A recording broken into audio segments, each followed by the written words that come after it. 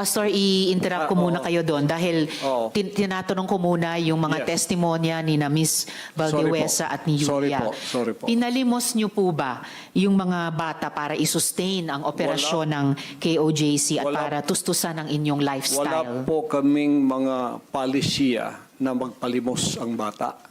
O Pero magpalim- walang polisiya man, pinalimos niyo ba sila? Hindi po. Wala pong katotohanan yun. Okay. Eh yung mga adults po, Ganun din po. pinalimos nyo ba sila or pinayagan nyo ba silang maglimos para sa operasyon Hindi po. at lifestyle Wala pong ng KOJC? polisiyang ganon ang kingdom na magpalimos. Wala mang polisiya pero pinalimos nyo ba sila, Hindi yung po. mga adults? Hindi po. Wala pong katotohanan yun. Alright. Pinayagan nyo ba yung pang-aabuso at pag-torture sa mga miyembro nyo? Hindi Halimbawa yung parusang dry fast? Hindi rin po polisiya ng kingdom ang batas ng pagparusa ng tao ay ipapasting para mamatay. Napansin ko po, lagi kayong nagre-refer sa polisiya, pero ang tinatanong ko po ay yung practice. Practice. So, pinaabuso nyo ba, pinatotorture nyo ba yung mga miyembro nyo? Pinapa-dry fast nyo ba sila? Sa freedom of religion po natin, meron tayong separation of church and state. At tulad ng sinabi ko, yung fasting ay voluntary kung tatanggapin mo. Hindi po ipinipilit. Alright. Kayo ba yung nakaisip nung modus na piliting magpakasal yung mga miyembro nyo na hindi naman magkarelasyon para manatili sila sa ibang bansa? Sino pong nakaisip nun, nung modus na yon? Because this is under the investigation already, I invoke my right to remain silent on this issue. Alright. Quickly lang po kay Ate Gingging, yung dry fast po ba, voluntary ba ito? No, for sure. No. Alright. Salamat It po. was an instruction. Instruction. So, hindi siya voluntaryo, instruction or utos siya. Alright. Salamat po. Mr. Kibuloy, boses nyo ba yung nasa audio file kanina, yung binabantaan mo yung si Stephanie o si Pane? Kailangan po i-authenticate kasi ngayon malakas ang AI.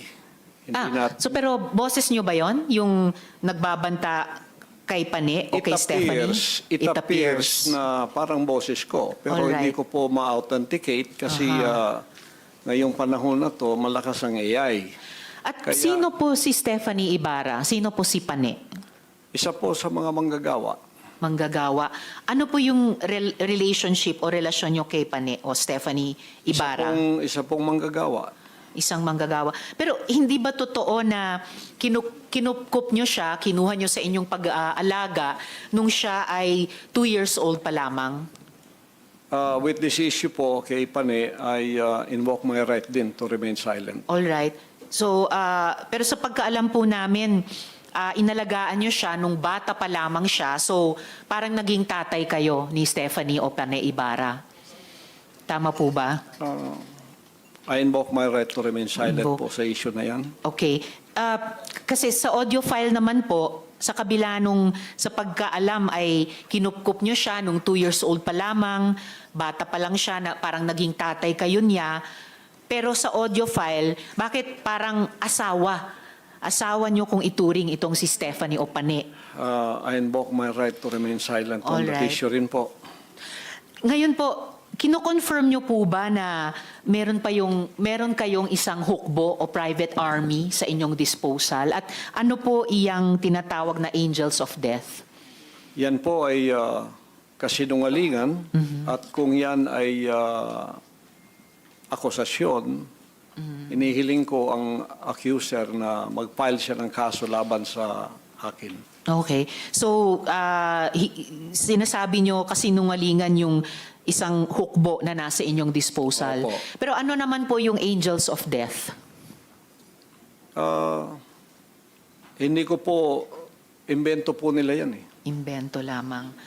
Ano ang, kanina po kasi sinabi po ni Sir Edward na yung, ano ba ito? Yung, saan na ba yung notes ko? Teka ha. kay Edward. Yung 2nd Metro Davao Signal Battalion ay may kaugnayan sa Task Force Davao. So, ano ang ugnayan kung mayroon ng Angels of Death dun sa DDS o Duterte Death Squad naman? Wala po akong personal knowledge niyan, so I Walang invoke personal my knowledge. right to remain silent on that issue also. All right. Tapos, pwede nyo bang ibahagi sa amin, mula sa perspektiba nyo, yung detalye ng law enforcement kung papaano nakuha nila ang kustodiya sa inyo? Pakiulit po.